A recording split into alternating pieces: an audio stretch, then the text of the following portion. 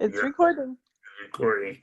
All right, I'm so glad to do this. Hello.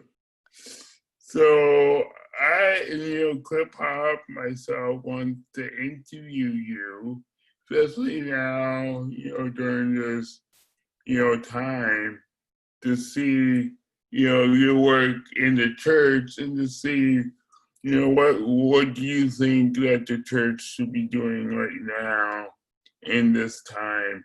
But before we do that, introduce yourself and, tell us your position in the Oakland church, and of course, tell the name of the church. Great. So my name is Theresa Soto, and I'm the lead minister at the First Unitarian Church of Oakland. Sometimes people want to know, like, what is that? So the way I describe Unitarian Universalism is to say, you are good, you are loved, you could use a little work, and we're in this together. So I'm really grateful to be able to talk about what we're doing in this time and what's possible and what I see is coming up next. So, of course, we're all sheltering in place. So one of the first big things is that we're not meeting in person. And for the past few weeks, I've been doing things like preparing a video service each week. So it has our rituals and stuff in it. And then I do a homily, but it's on video. So it's usually around 5 or 6 minutes. And it has music. And this week we had a liturgical dance. So, and then people can watch that at their leisure. And usually they get together with their family or, other people and watch it together. So that's pretty cool. Yeah, it's very cool. Tell me, before this virus, tell me what was a regular day at work at your church? So our office opens at 10 o'clock. And on a Tuesday, I would go in, and about every other week we have an all-staff meeting. So we get together and support each other and listen to what projects are happening, get our questions answered, and just really work on our teamness. And that was really a highlight of my week. We still do some of that by Zoom, and everyone's having the experience of that being different than usual. So yeah.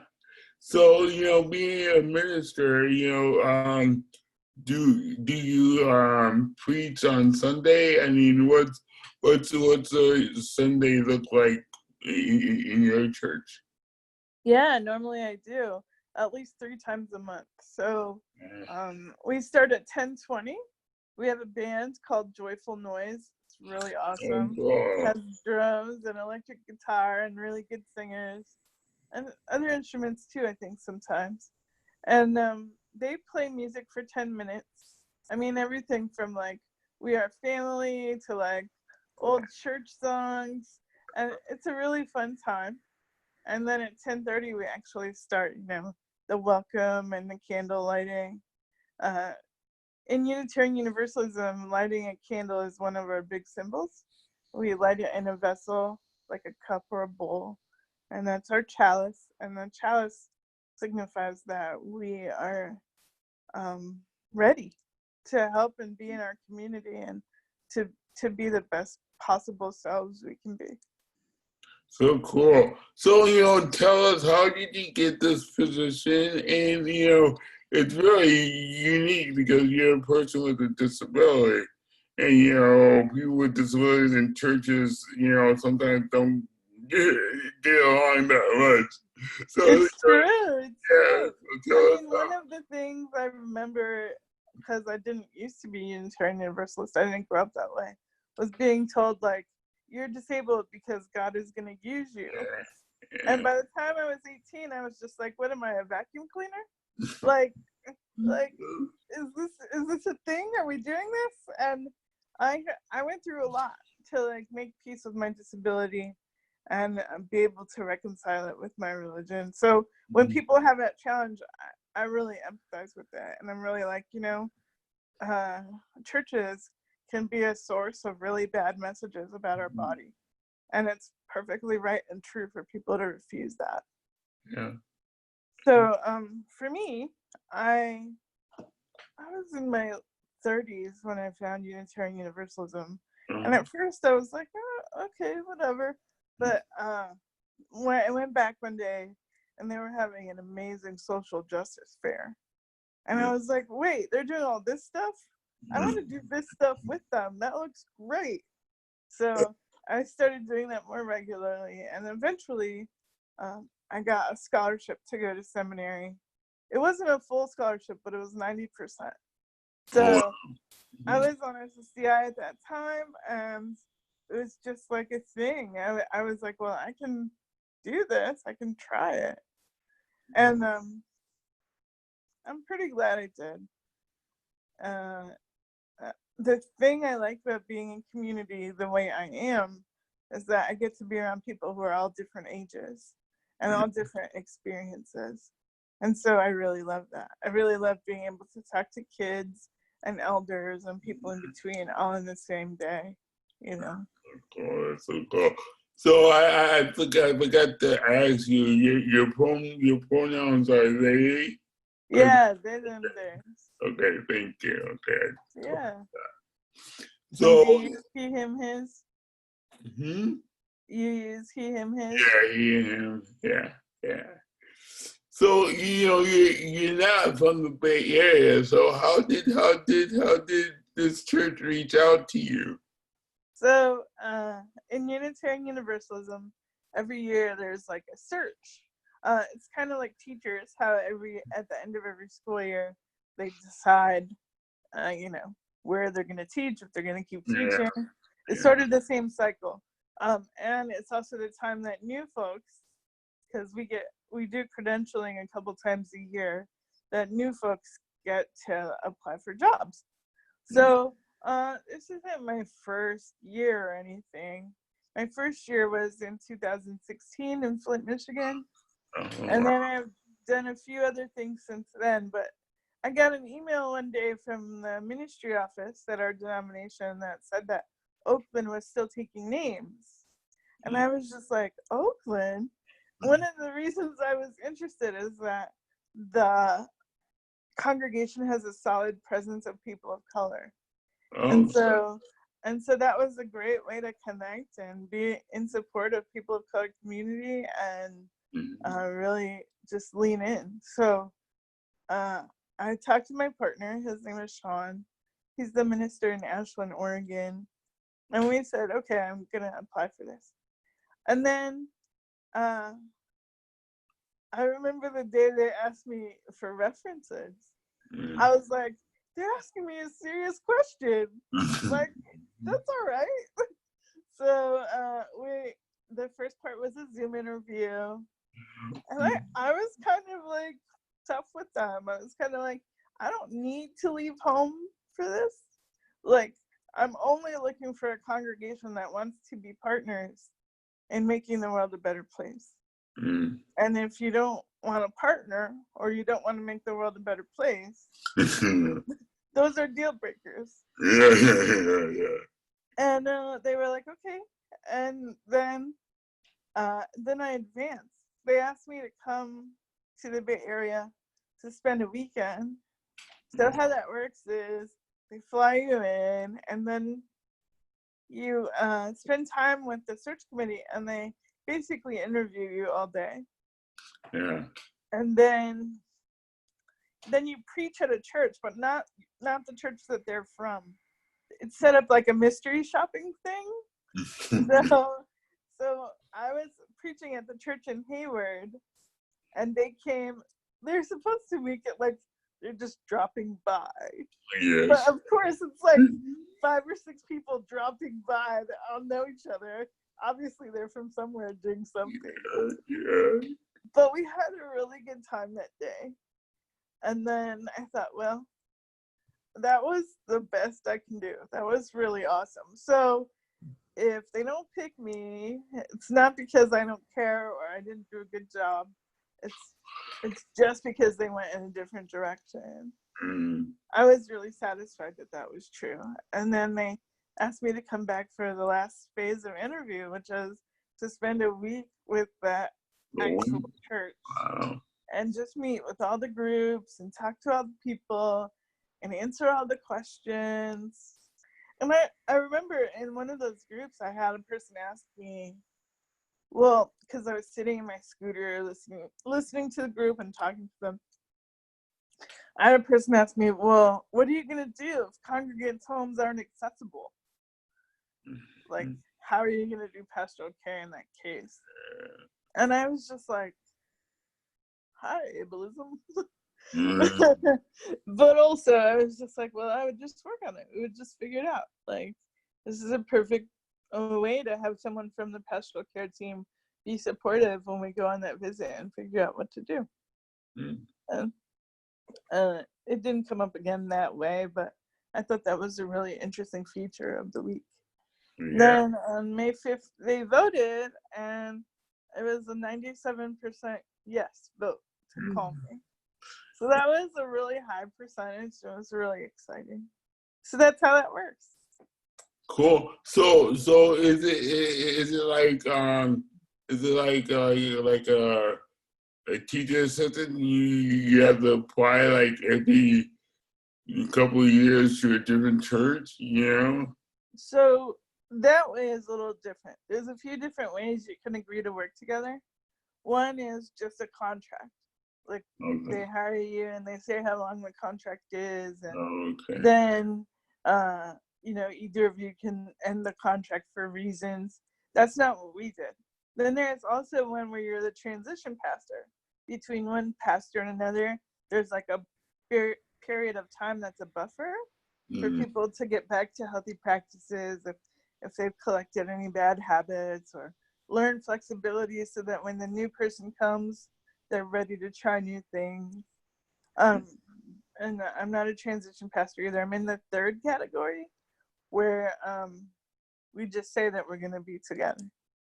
So they just call that settled ministry, but it's more like a permanent basis. Oh, good. Oh, good. Yeah. Good. Wow, that's great. It's pretty exciting. Yeah, you can settle in and really do, groundwork, in that situation, because you don't have to worry about, okay, what's next. Right. It's just like you can lean in and meet people in the community and get to know what's needed. One of our big partners is Ella Baker Center. Oh yeah, I know. So we're working on decarceration and some prison abolition goals. So it's pretty exciting, and that's the partner that I've gotten to know the most so far. But I'm looking forward to learning more. Great. So tell us, is the church open to queer and transgender people? Yeah, definitely. So I identify as non-binary, and it sometimes is awkward for people who are learning how to use different kinds of pronouns. Pronouns, yeah. But one thing about it is that you can really tell that people are trying, and that they're not trying to treat it as a weird thing. They're just treating it as something that they're learning to do. And so since they're doing that respectfully, it's pretty easy to deal with. Oh, that's good. And they correct themselves as to my pronouns and stuff. So that's pretty good. And then even as far as disability, there's a ramp.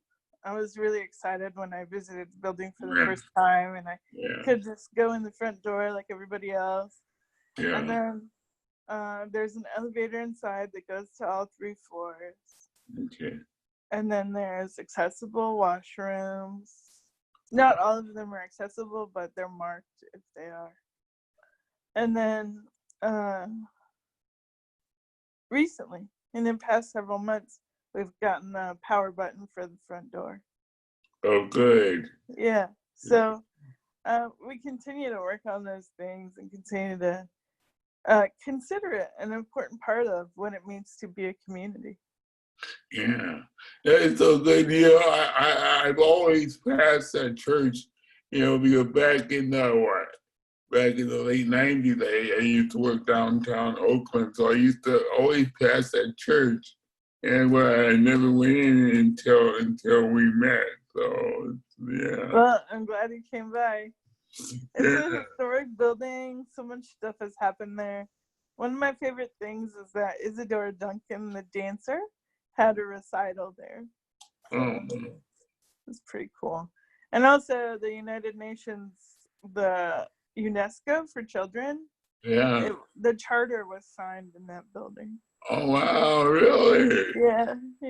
Wow. That's good. That's good to know. It's pretty cool. Wow. So, and it's just beautiful. You know, on Sundays we do tours sometimes and show people. There's a lot of recycled stuff in the building, even though it's old. For example, part of the stained glass windows are the bottom of wine bottles, like the circle at the bottom. And then some of the girders that hold up the roof in the main sanctuary are recycled from a shipyard in Boston. Okay. Wow. Yeah, so Cool. it's fun to know that stuff. Yeah. So how many preachers preach on Sunday? So it's pretty great because I do the bulk of the preaching. Oh. Then I have an associate minister who also preaches at least once a month. She's really talented and great. Her name is Reverend Sherry Prudhomme. Okay. And I really like working with her. She, the bulk of her responsibility is around children and family ministries. So children, youth, and adult education. And we actually have a summer camp. I don't know if we know what we're going to be able to do this summer, in terms of we don't know if we'll be able to meet with the children. Yeah. But it has been a pretty acclaimed program as far as what the children are able to do. And one thing I really appreciate is that the program is a little different from Sunday school in terms of it doesn't tell the children what to believe, but it asks them instead to explore their beliefs and talk about how to apply them. Okay. So I get really excited about that part. And then there are lots of teams in the congregation do other services. For example, this month for Earth Day, we'll have a service that's led by the environmental justice team. Oh, cool. Yeah, and then we have guests also. Okay. So we have a good mix of folks. So, you know, being a person with a disability, do you include disability in your preaching? You know, like the story of Moses and all that stuff. Yeah. I talk about ableism as part of anti-oppression work, right? Okay. So it's easy for people to get really stuck on racism or not racism. Yeah. But I've tried to really expand that umbrella to say what all these things have in common is that people tell you you're having your body wrong. So ableism is about, oh, your ability body is wrong. And racism is about, oh, your skin is wrong. Yeah. And then transphobia is like, oh, your gender is wrong. Yeah. Right? So it's always about people's bodies being wrong. And what if our bodies are right? Like, what if they are? Yeah. Right? What if it's great that we have a body? And it doesn't mean we like all the challenges. That's a different story. Yeah. Right? But it's good to have a body. Yeah. Yeah. Wow, that's excellent. That's excellent. Now, I know that we partnered to do this upcoming event. Probably won't happen this year because of the virus. I'm going to hold out until we can do it. I know. So, tell me, what do you think about us working together in your church? I'm really stoked about it because one of the things that I'm grateful about is to now have a venue and a community that cares about awesome things happening in the venue. And I feel grateful to be a good connection for folks like your project, doing something that wouldn't otherwise happen in community, that can't happen without teamwork and support. So I'm excited about being able to, show up in that way. Yeah, I'm totally excited that you said yes. Yeah. Mm-hmm. Yeah. We're gonna have a great time whenever we get to do it. Yeah, whenever we get to do it, I know. So, I want to go back to this time and expand on, what the church is doing for the local community at this time, and how can people plug in to your, services online and all that stuff. Yeah. So, well, one thing is that we continue to do that engagement around values, around worship. So I have the video experience. Then at 10:20 every Sunday morning, because that's when our service would normally start, on our church Facebook page, I do basically what people would understand as prayer requests. Okay. So we call it Embracing Meditation. And the way we work it is that people come to the Facebook Live and they type in the comments the things they're thinking of, holding in their hearts. Sometimes they're happy things, sometimes they're challenges, sometimes they're thinking of someone's safety or health. So they mention the person. And then I read them out loud together, and we share that time. And then we wrap up. We say that we're holding them in our care. So people type that in the chat. So we do that each day or each Sunday. And we'll keep doing that as long as we're sheltering. Good. And then at 11:30, which is around when our service would end, we get together and do like the social time where we normally would. Like we would normally go to the fellowship hall after the service and have coffee and snacks. So I always say that people should bring their snacks, but I'm the only one that ever brings a snack. Thanks, yeah. What kind of snacks do you bring? So what kind of snacks do you bring? Last time I brought a Gatorade, and I had pigs in a blanket one time. Oh wow, okay. Yeah. So just like whatever's good. I made donuts last week. Oh, homemade donuts? Yeah. Wow. I have the baking pan where you can put the batter in and then bake it up. Wow. I even made glaze and used sprinkles. Oh, I love glazed donuts. Oh my God. So it was really fun. Yeah. That's And then last week we had an additional gathering because every first Sunday we get together to talk about anti-racism and anti-oppression. So usually, I didn't do it this month, but I'll probably do it next month. On the first Sunday, I pick a topic in anti-racist development, and I preach on that, and then we follow up on it in our caucus groups. So we divide up according to people of color, multiracial people, and white people, and then have the conversations appropriate to those identities. Wow, that's cool. This time we pretty much did an extended check-in, but it was really good to spend the time thinking about it. Wow, that's cool. How big is your church? It's about 300 folks.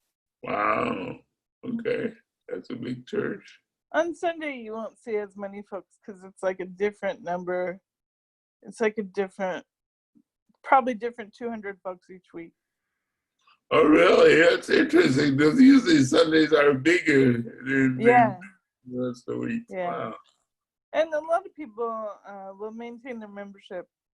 Like they'll pledge or they'll participate, but Sunday isn't their thing. Okay. So they'll come they'll come to choir, let's say on Wednesday, or they'll do something else. Oh, okay. Good, They approach it lots of different ways. Good.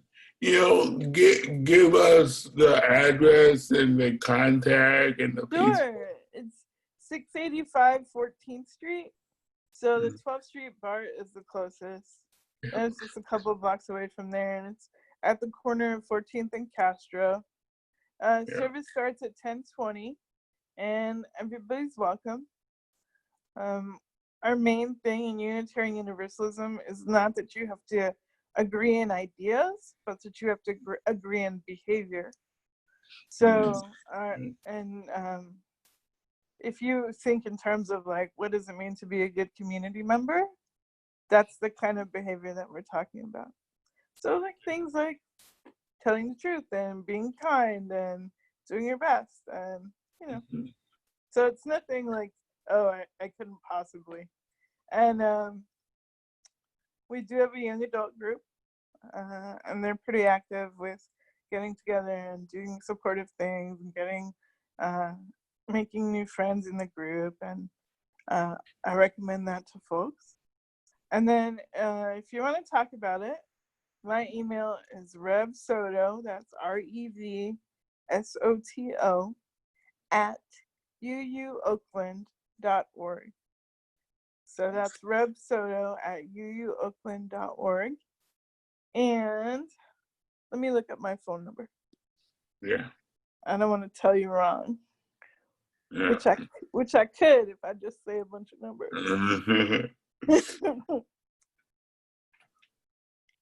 It's 510-473-7686.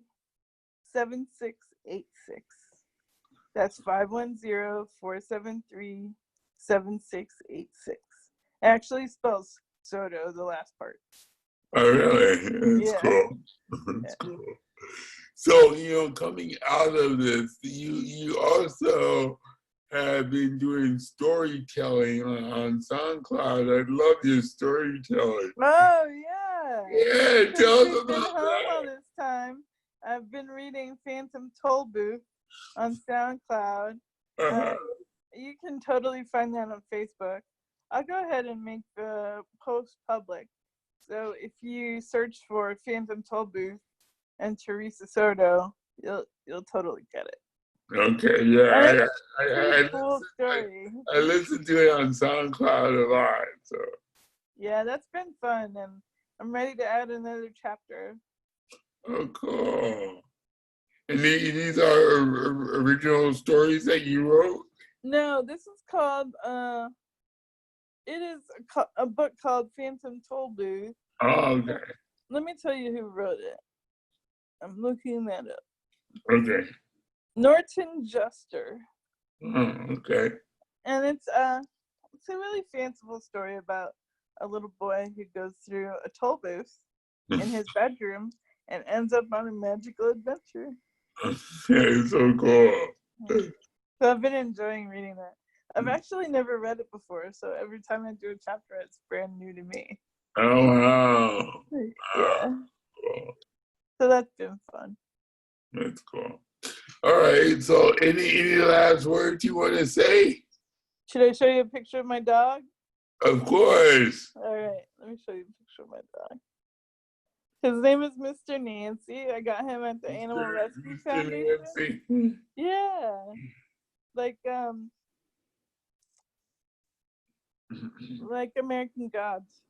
Yeah. And I got him at Animal Rescue Foundation, and they said, well, he's 9 years old, so you can have a discount. And then I was like, well, I don't know if he likes me, because he was so chill. Oh, yeah. And so I was with my friend Doug, and I was like, Doug, let's go by his little house one more time. Because at that place, they have the dogs in like little apartments, basically. And so we went over there, and he ran up to the door. I was like, oh, you were just being cool. That's Mr. Nancy. Oh my God, Mr. Nancy is so cute. Isn't he adorable? He's so cute. He got big ears. Yeah. I think he might be hard of hearing. Oh, really? Yeah, but one thing he does because of it is just really pay attention with his eyes. Yeah, it's good. He's just like always watching me. Yeah. Oh, that's so cute. Cool. Good. Well, thank you so much. Thank you so much for having me. I really appreciate it. Yeah, it's gonna be cool. So I'm gonna get a caption, and after I get a caption, it'll go on Krip-Hop YouTube page and also on Core Magazine Radio. So. Oh, you know what? That's what I was gonna say. All these services and a bunch of meditations and stuff are on my YouTube channel, Okay. which is just under Reverend Theresa Soto. Okay. So if people want to check those out, they're Again, there for your viewing pleasure. Can you spell that out one more time, nice and slowly? Yeah, it's REV dot Theresa THERESA Soto SOTO. Okay, great. Great. Anything else you want to say before? No, that's perfect. Thank you so much. I really appreciate you having me.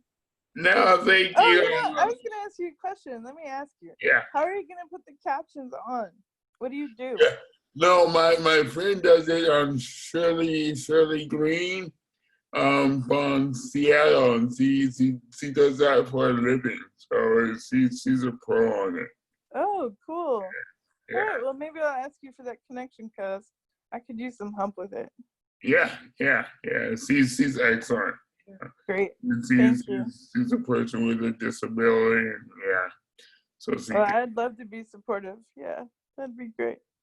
All right. Well, thank you so much. I hope you have a wonderful day. Yeah, you too, and just send me this when it's done. I sure will. Okay. Bye All right. for now. See ya. Have a good one. You too.